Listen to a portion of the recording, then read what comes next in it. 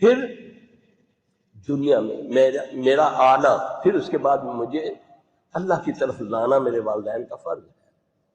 اب لوگ پھرتے ہیں جگہ جگہ، در در ٹھوکریں کھاتے ہیں کہ جی ہم پر جادو ہو گیا۔ جادو ہوتا ہے، نبی پر ہو گیا تھا۔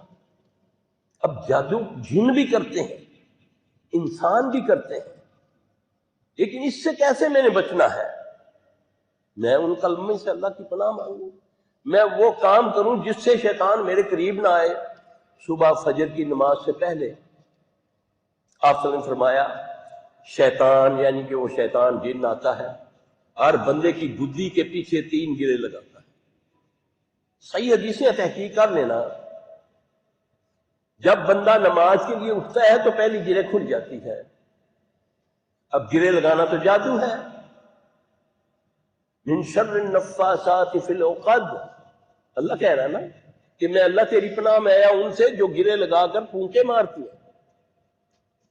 تو وہ گرے لگاتا ہے 3۔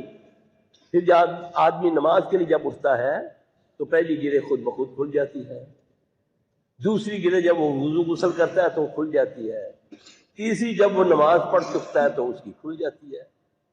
اب بتائیں کہ جو پڑھتا ہی نہیں، اٹھتا ہی نہیں، تو گرے پہ گرا لگے تو کیا ہوگا؟ گرا لگانا تو جادو ہے۔ اچھا، اس کے بعد اذکار بتائے ہیں، تھوڑی دیر کے ہیں، گارنٹیاں دعاؤں پر، بسم اللہ الذی لا یضر مع اسمہ شیء فی الارض ولا فی السماء وهو السمیع العلیم، جو 3 بار اس کو پڑھ لیتا ہے، 3 بار صبح سے شام تک، اس کی لمٹ ہے۔ یہ نہیں طویل گلے میں بنا کے ڈال دو، بعض لوگ نا طویل بنا کے نہیں دعا کا گلے پہ ڈال دیتے ہیں۔ اس کا ٹائم ہے، صبح پڑھو گے 3 بار تو مغرب تک، اور مغرب کو پڑھو گے تو صبح تک اللہ کے حصار میں، اللہ کی حفاظت میں رہو گے۔ اور فرمایا کہ کوئی چیز زمین و آسمان میں نہیں ہے جو اس کو ضرر پہنچا سکے۔ ایک صحابی کہنے لگا یار تم تو کہتے تھے کہ یہ دعا پڑھنے سے آدمی کو کچھ بھی نہیں ہوتا، فلاں بن فلاں کو تو فالج ہو گیا ہے۔ کہتے میں اس کی تیمارداری کے لیے گیا تھا، میں نے پوچھا، وہ کہتا میں اس کو پڑھنا بھول گیا۔ اب کتنی مشکل ہے یہ، خود نصیحت کروں، مجھے کیا جو تویزوں پہ جاتا ہوں، پیڑوں پہ جاتا ہوں، پہلے میں اپنا حصار خود بناؤں نا۔ پھر اللہ کے نبی صلی اللہ علیہ وسلم نے فرمایا جو بندہ فجر کی نماز پڑھ لیتا ہے، اللہ کی طرف سے اس کو گارنٹی مل جاتی ہے کہ بندے تو میری امان میں آ گیا۔ اللہ گارنٹی دے رہا ہے، پھر اس کو کچھ ہو سکتا ہے؟ پھر حسبی اللہ، یہ چند دعائیں ہیں، واللہ خود سیکھو، بچوں کو سکھاؤ۔ دیکھو اللہ کی رحمت کیوں نہیں آتی؟ ہاں اگر اللہ نہ کرے کوئی جادو ہو ہی گیا ہے کسی غلطی سے، کیونکہ اللہ تو کہہ رہا ہے انہ لیس لہ سلطان علی الذین آمنوا وعلی ربہم یتوکلون، تو میں اپنے دعویٰ کروں گی کہ نہیں جی میں تو کدے کچھ نہیں کیتا، میرا دل، میں کبھی کسی کا دل نہیں توڑا، نعوذ باللہ من ذالک۔ یہ بات اللہ پر ڈائریکٹ ہٹ کرتی ہے کہ اللہ مجھ پر زیادتی کر رہا ہے، نعوذ باللہ، جبکہ اللہ نے اپنے اوپر ظلم کو حرام کیا۔ اللہ کے ظلم پر اللہ کی رحمت بھاری ہے۔ تو میں نے یہی کہنا ہے کہ مجھ سے کچھ ہوا۔ اب ہم جھوٹ بولتے ہیں، جھوٹ غذا ہے جنات شیاطین کی، انسان شیاطین کی۔ انسانوں میں بھی شیطان ہوتے ہیں، جنوں میں بھی ہوتے ہیں۔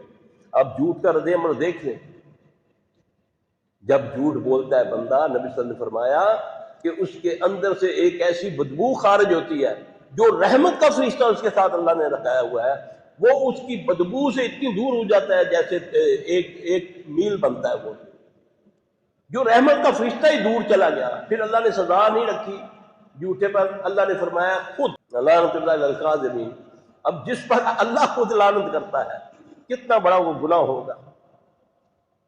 لیکن میں نے جھوٹ کو کوئی سمجھا ہی نہیں، گناہ ہی نہیں سمجھا۔ پھر اللہ نے نبی صلی اللہ علیہ وسلم نے فرمایا کہ جو ایک نوالا حرام کا کھا لے اور 40 دن کی اس کی عبادت قبول نہیں۔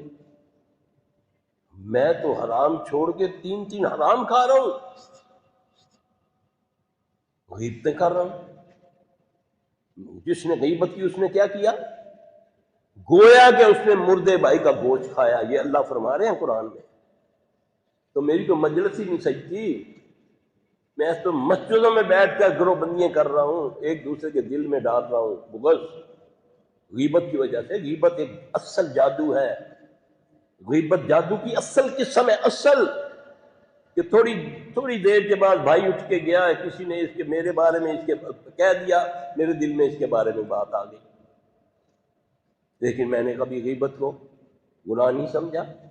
اللہ فرما رہے ہیں کہ جس نے غیبت کی گویا کہ اس نے مردے بھائی کا گوشت کھایا۔ تو میں تو 10-15 بندے کھا کر نہ اٹھوں تو جب مجھے چین نہیں ملتا۔ ایک نوالا حرام کا کھانے سے 40 دن کی عبادت قبول نہیں ہے۔ تو دعا تو عبادت کا مغز ہے۔ اب میں نمازیں بھی پڑھوں، تہجد بھی پڑھوں، زکاتیں خیراتیں سب کچھ کروں، لیکن میں بخشنے کے لیے تیار ہی نہیں ہوں کسی کو۔ یہ ہے اس کی غذا، اس کو یہ طاقت دیتی ہے۔ عبداللہ بن مسعود فرماتے ہیں نا کہ میرا ایک دن میرا ہمزاد، میرا شیطان میرے سامنے آ گیا، ہاتھ جوڑ کے کہتا ہے وہ اللہ کا واسطہ تیرے اعمال نے مجھ کو ضعیف کر دیا ہے، میں جب تجھ پر آیا تھا اونٹ سے زیادہ طاقت تھی مجھ پر، تیرے نیک اعمال نے مجھے اتنا ضعف کر دیا ہے کہ میں چڑیا سے بھی کم تر ہو گیا ہوں۔ میں غذا تو اس کو خود دے رہا ہوں،